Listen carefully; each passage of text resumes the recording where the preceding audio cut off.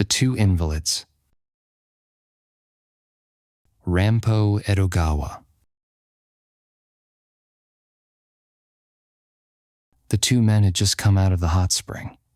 After a game of Go, they were now smoking cigarettes and sipping bitter green tea, exchanging idle small talk as usual. The gentle winter sunlight spread across the paper sliding doors, warming the 8-mat room comfortably. From the large Polonia brazier, the silver kettle let out a drowsy whistle as it boiled. It was a dreamy, peaceful afternoon at the winter hot spring resort. At some point, their meaningless chatter drifted into nostalgic reminiscence. The guest, Mr. Saitō, had begun recounting his experiences in the actual combat at the siege of Qingdao.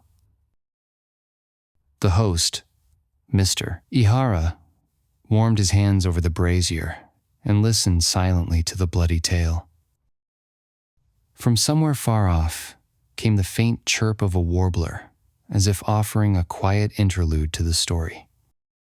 It was a setting perfectly suited to reflections on the past. Mr. Saito's terribly scarred face, pitiful to behold, suited him well as a storyteller of war exploits. Pointing to the distorted right side of his face essayed to have been torn by a shell, Fragmente vividly narrated the events as though they were happening before their eyes. In addition, he had several sword wounds scattered across his body, which ached during the winter, prompting his trip to the hot springs. He even bared his skin to show the old scars.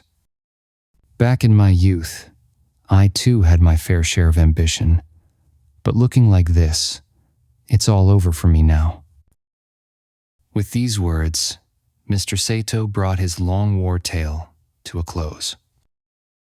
Mr. Ihara remained silent for a while, as if savoring the lingering echo of the story. This man had his life ruined by war. We're both invalids in our own way, but at least he has the comfort of honor. As for me...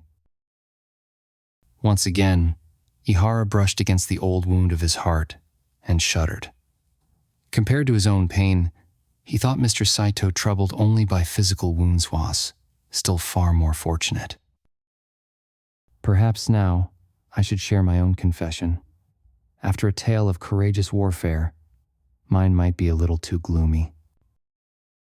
Refilling their tea and taking a slow sip, Mr. Ihara spoke with a certain resolve.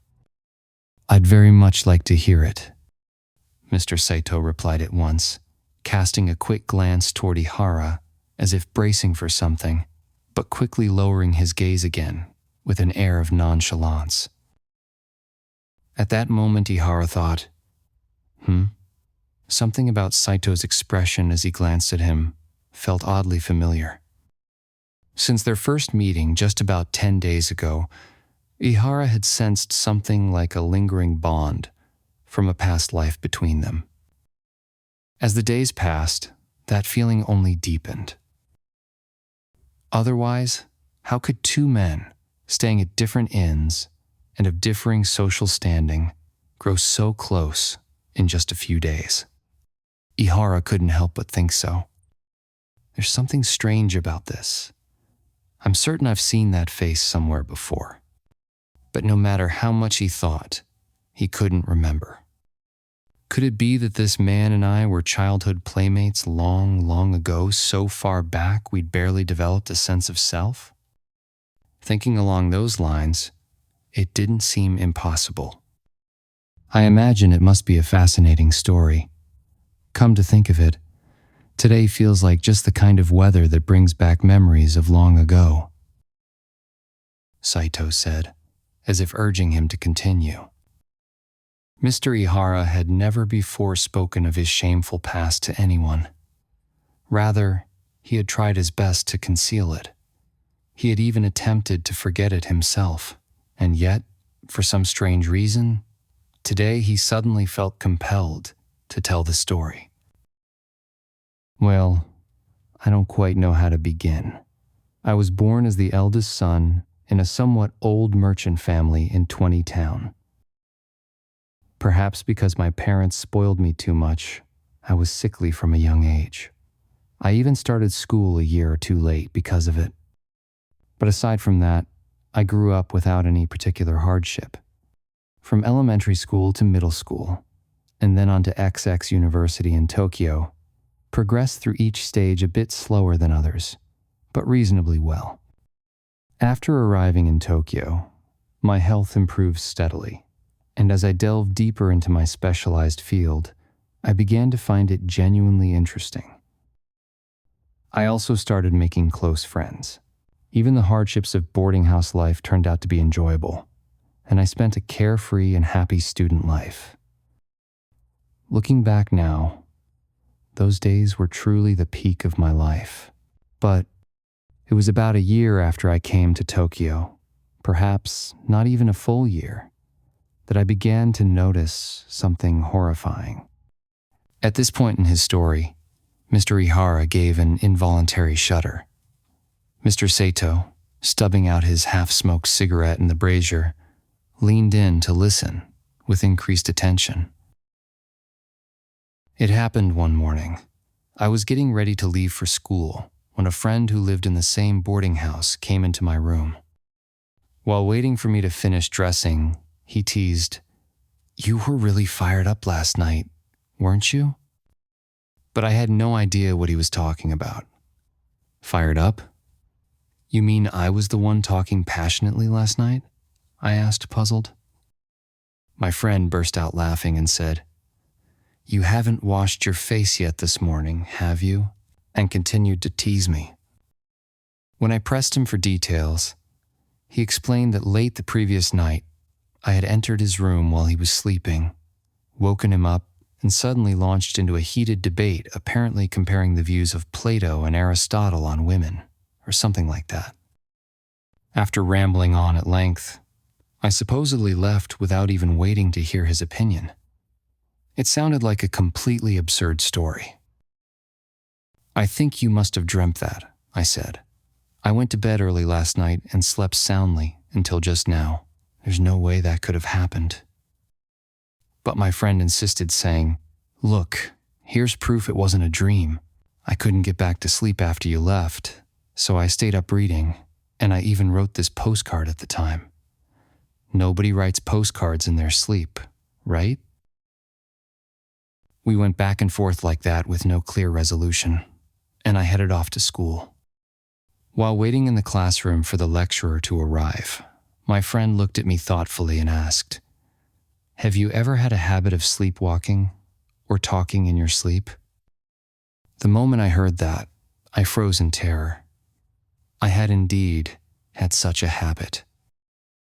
From a young age, I was known for talking in my sleep, and if someone teased me while I was doing so, I would apparently respond clearly, even while still asleep. And come morning, I'd remember none of it. It became quite the topic in the neighborhood back then, though it seemed to have faded as I grew older. Now, hearing my friend's question, I began to feel that there might be a connection between my childhood condition and the strange event the night before. So I told him about it, and he replied with sympathy, "Then it must have come back. Sounds like a kind of somnambulism." Naturally, I became very worried. I didn't know exactly what somnambulism was, but the words sleepwalking, soul wandering, and crimes committed in sleep came to mind, filling me with dread.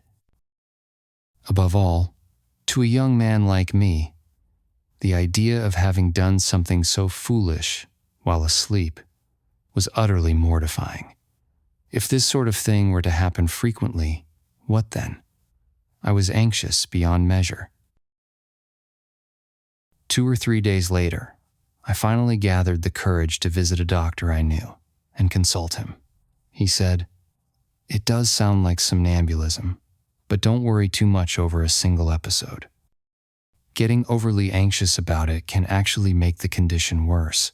Just try to relax, live a regular life, and build up your health. If you do that, it'll likely go away on its own. His response was exceedingly optimistic. I left with a sigh of resignation. But unfortunately, I was the type of person born with a hypersensitive nervous system. Once something like this happened, I couldn't stop worrying. I was so preoccupied that I couldn't even concentrate on my studies anymore. I sincerely hope this never recurs so. I lived each day in fear for a while. But fortunately, about a month passed without incident. I began to feel relieved, thinking I had escaped the worst. And yet, it was a fleeting sense of false relief. Soon after, a far worse episode struck. I had, while unconscious, actually stolen someone else's belongings. When I woke up one morning, I found a pocket watch I didn't recognize lying beside my pillow.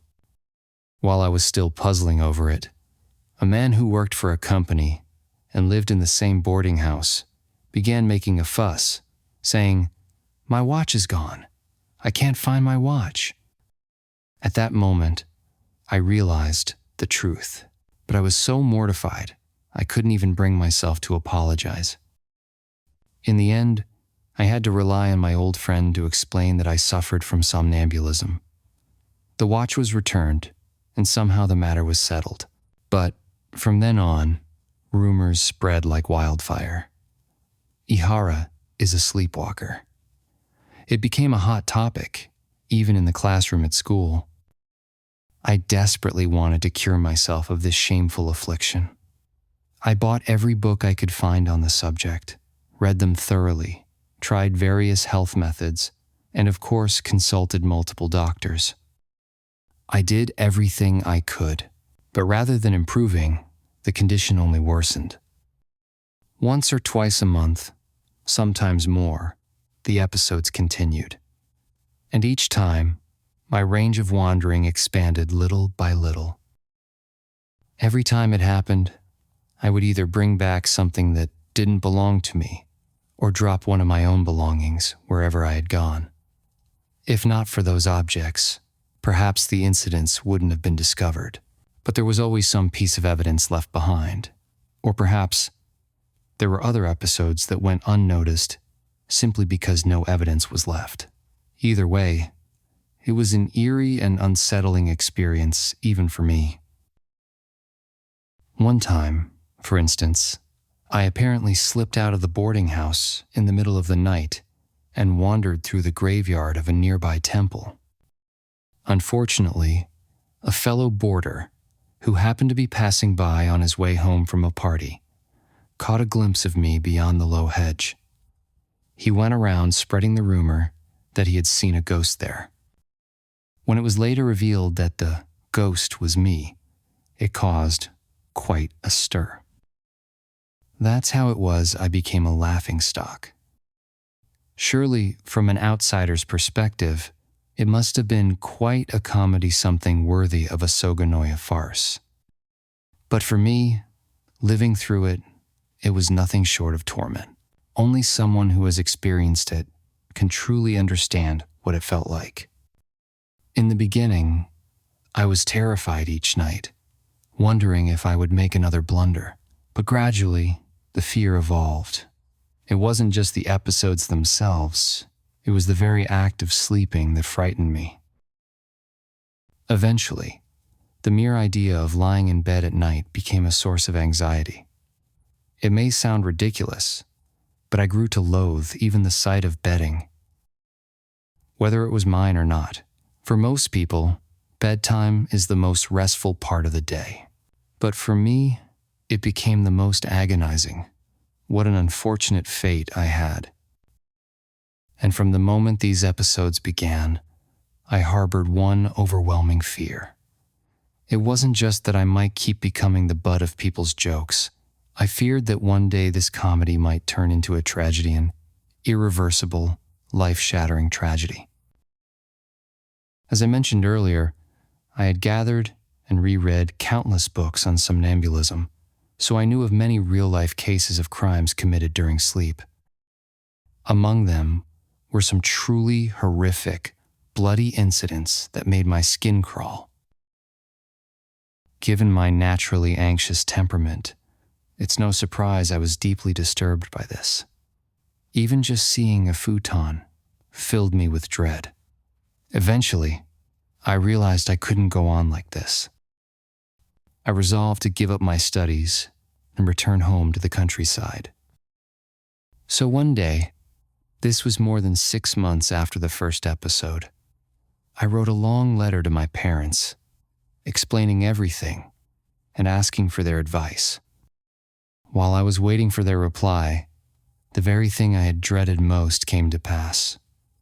The irreparable tragedy that would ruin my entire life had finally happened. Mr. Saitō remained completely still, listening intently.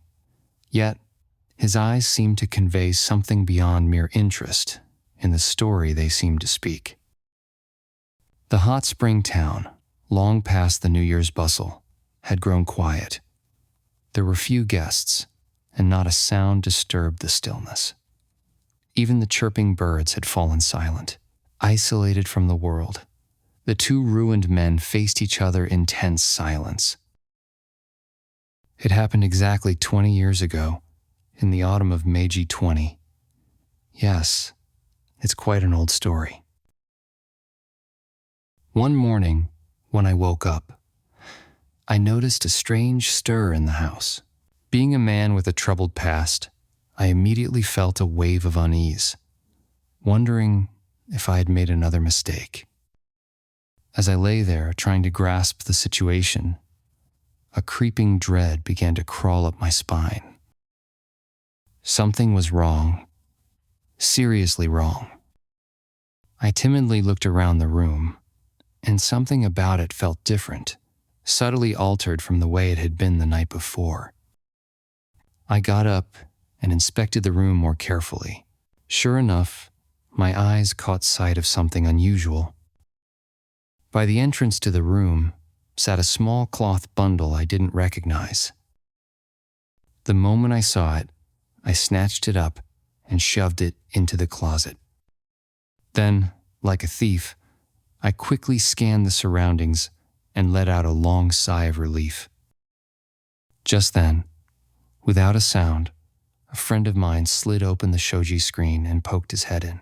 In a hushed voice that hinted at something grave, he whispered, "Hey, something terrible's happened." Worried he might have seen what I'd just done, I didn't even respond. He went on, "An old man's been killed. A burglar came in last night. Come have a look." With that, he left the room. Hearing his words, my throat tightened, and I couldn't move for a moment. Eventually, I gathered my courage and stepped outside to see what had happened. And what I heard that morning, even now, 20 years later, I can recall it as vividly as if it happened yesterday. Most of all, the ghastly look on the old man's face as he lay dead still haunts me, appearing before my eyes whenever I sleep or wake. To summarize what happened, that night, the landlord's son and his wife had gone to visit relatives and were staying overnight. The old landlord was sleeping alone in the room next to the entrance. Normally, he was an early riser, but that morning he didn't get up as usual, and one of the maids, finding it odd, peeked into his room. There, she discovered him lying on his back in bed, cold and lifeless, strangled with the very flannel scarf he had wrapped around himself to sleep. The investigation revealed that the killer had murdered the old man, taken the keys from his money pouch, opened the drawers of a chest, and stolen a large sum of bonds and stock certificates from the lockbox inside. Since that boarding house never locked the front door at night so the guests returning late wouldn't be inconvenienced, it was essentially made to order for a thief. Still, everyone had felt secure because the old landlord had a sharp eye and rarely missed anything suspicious. Apparently, No decisive evidence was found at the scene except for one thing: a dirty handkerchief discovered under the old man's pillow. Rumor had it that the police had taken it for examination. Not long after, I found myself standing in front of my closet, debating whether or not to open it. My hand reached out, then pulled back, over and over, in panic. Inside was that same furoshiki bundle. If I looked inside and found the murdered man's stolen belongings, well, you can imagine my state of mind. It felt like I was standing on the edge of death itself. I stood there for what felt like forever, paralyzed by dread, my life shortening with each second of anxiety. But at last, I steeled myself and examined the bundle. The moment I did, the room swayed, and I nearly fainted on the spot. They were there. Inside the bundle were the very same bonds and stock certificates that had been stolen. Later, it was also confirmed that the handkerchief found at the crime scene was mine. In the end, I turned myself in that very day. I was subjected to repeated interrogations by various officials and ultimately thrown into a detention cell, a place so chilling that even recalling it now sends shivers down my spine. It felt as though I were trapped in a waking nightmare. Because crimes committed by sleepwalkers were so rare, the investigation required extensive effort, expert medical evaluations, testimonies from fellow boarders, and more. It was made clear that I came from a respectable family and had no motive to commit murder for money. Furthermore, numerous witnesses, including friends, attested that I was indeed a somnambulist. My father came all the way to Tokyo and hired 3 lawyers on my behalf, and the friend who had first discovered my condition, his name was Kimura, advocated passionately on my behalf, representing our group of classmates. All these circumstances came together in my favor. After a long period of pre-trial detention, I was finally declared not guilty. But even though I was found innocent, the fact remained: someone had been killed. What a bizarre position to be in. I was so utterly exhausted by then. I no longer had the strength to feel even a trace of joy at the verdict. As soon as I was released, I returned to my hometown with my father. But the moment I crossed the threshold of my family home, I, who had already been half ill, became truly bedridden. I ended up spending nearly half a year confined to my futon. And so, in such a way, my life was essentially ruined. My younger brother took over the family business, and for the past 20 years, I've lived like this in the state of a premature retiree. But nowadays, I no longer torment myself with regrets. Ihara concluded his long tale with a feeble laugh. Then he added, "Such a dull story. I'm sure it must have bored you. Here, let me pour you a fresh hot cup." And he reached for the tea utensils. "I see. From a glance, one might think you were a man of leisure. But after hearing your story, it turns out you've had your share of misfortune too," Saitō said, letting out a meaningful sigh. "But has your sleepwalking truly been cured?" "Strangely enough, ever since that murder incident, it hasn't happened even once. The doctors say it's probably because the shock was too great." "And that friend of yours, you said his name was Kimura, didn't you? He was the first to witness one of your episodes, right? Then there was the watch incident, and the ghost in the graveyard. Do you recall any of the other episodes? I'd very much like to hear about them if you do." Suddenly, Saitō spoke up, stammering slightly. His single eye gleamed with an unnatural light. "Well," Ihara replied, "they were all quite similar. Apart from the murder, I suppose the time I wandered through the graveyard was the most peculiar. The others were mostly cases of sneaking into fellow lodgers' rooms during the night. So, you were always discovered because you either brought something back or dropped something somewhere? Yes, that's right. But there might have been cases where that didn't happen as well. Who knows, maybe I wandered off even farther than the graveyard, to places much more distant.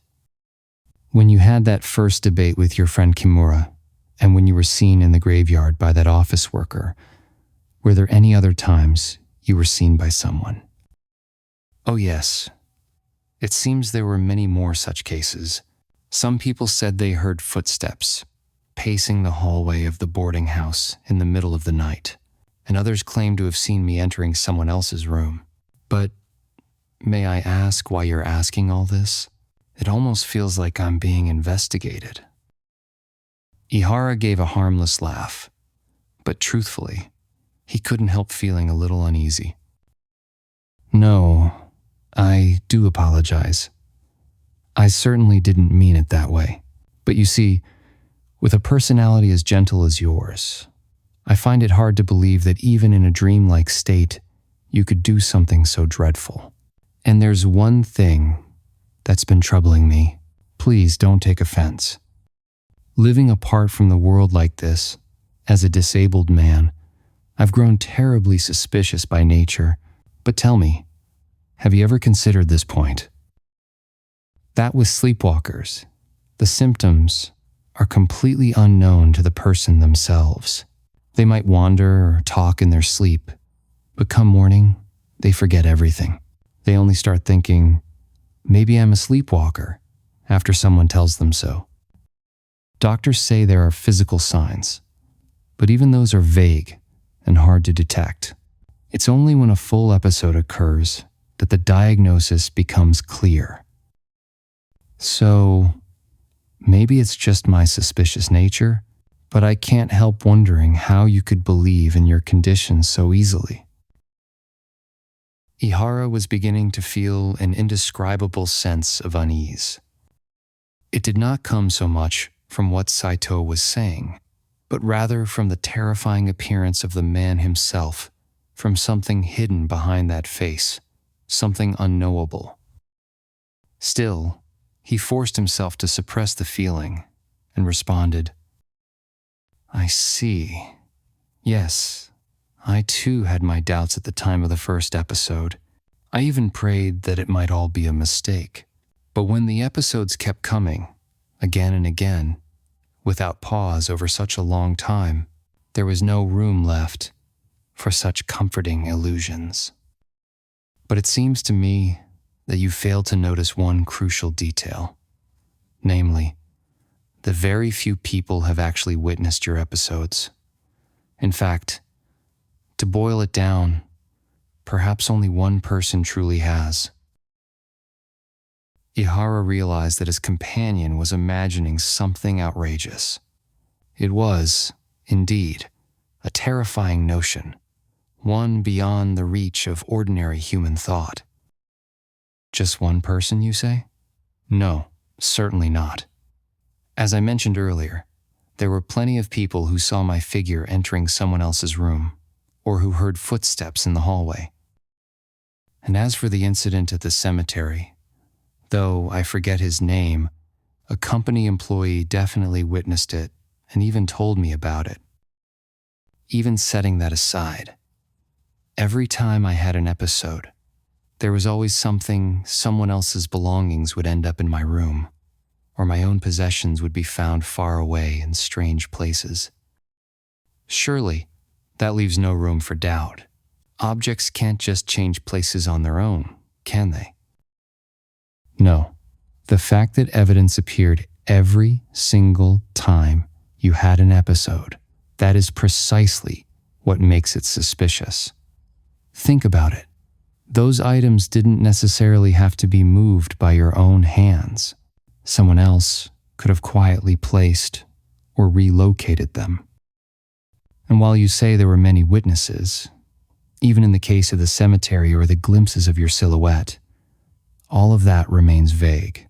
It's entirely possible they saw someone else, but because of the preconceived notion that you were a sleepwalker, they immediately assumed it was you. In such cases, no one can really be blamed for spreading mistaken rumors, especially when people tend to feel it's a kind of accomplishment to report even the smallest new detail.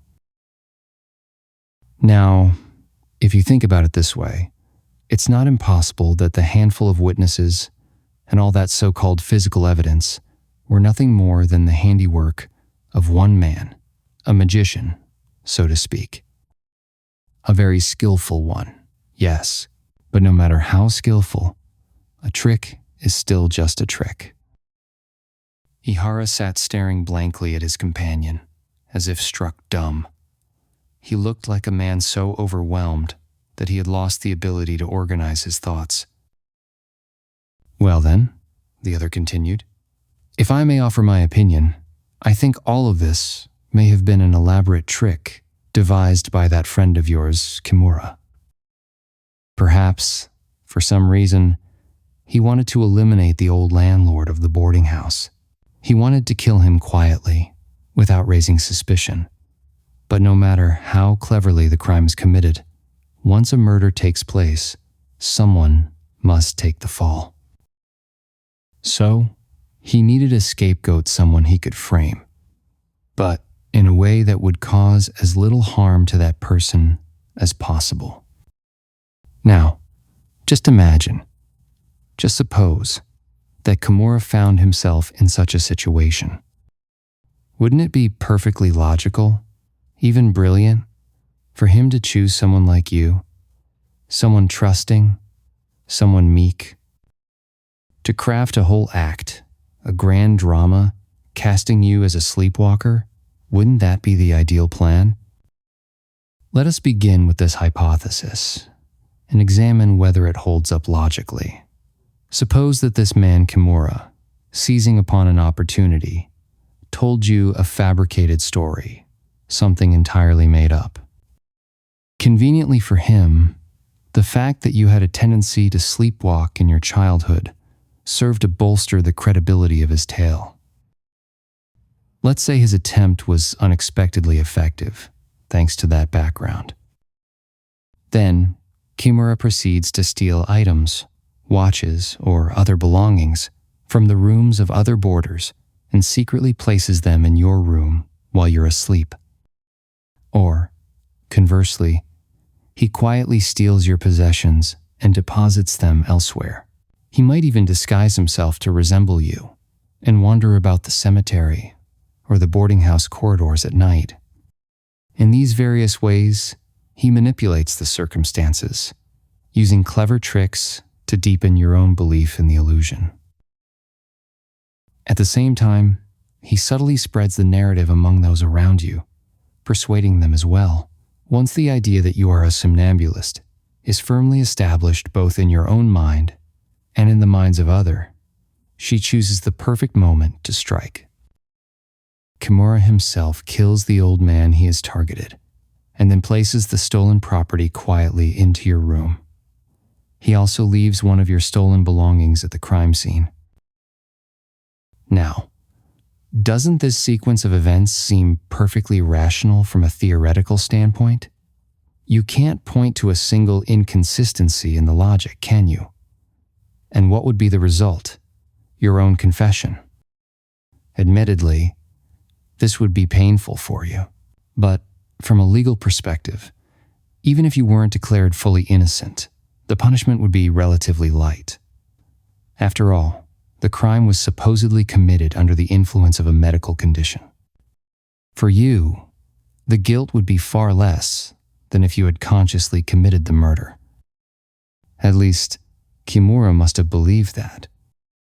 After all, he harbored no personal animosity toward you.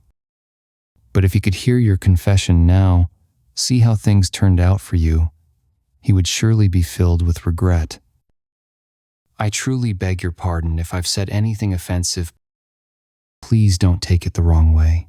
It's just that, after hearing your confession, I felt such deep sympathy for you that I lost myself and came up with this strange line of reasoning. But don't you think, if we look at what has tormented your heart for the past 20 years from this new perspective, it might offer you some measure of relief? Of course, what I've said may be nothing more than idle speculation. Still, even if it is mere conjecture, if it aligns with reason and eases your mind, wouldn't that be something worthwhile? As for why this Kimura fellow might have had to kill the old man, that I cannot say. After all, I am not Kimura himself. But surely there must have been some deep and unspeakable reason. For instance, yes, perhaps it was something like revenge. When he noticed the sudden pallor on Ihara's face, Mr. Saitō abruptly stopped talking and lowered his head, as if fearing he had said too much. The two of them remained seated in silence for quite some time. The winter day had quickly darkened, the light through the paper screens fading, and a cold, dreary air began to settle into the room. Eventually, Mr. Saitō nervously offered his farewell and left in a hurried, almost fleeing manner. Ihara made no move to see him off. He remained seated exactly as before, suppressing a mounting wave of rage, straining every ounce of his being to keep from losing himself to the sudden and dreadful realization. However, as time passed, the fierce expression on his face gradually returned to its usual calm. At last, a bitter, bitter smile began to form at the corners of his mouth. His face and form may have changed completely, but that man is... But even if that man truly is Kimura himself, what proof do I have to exact revenge? All I, this fool, can do is gratefully accept the selfish pity he offers me. Mr. Ihara felt, with a deep clarity, the extent of his own foolishness. And at the same time, he couldn't help but admire, rather than resent, the extraordinary cunning of Kimura.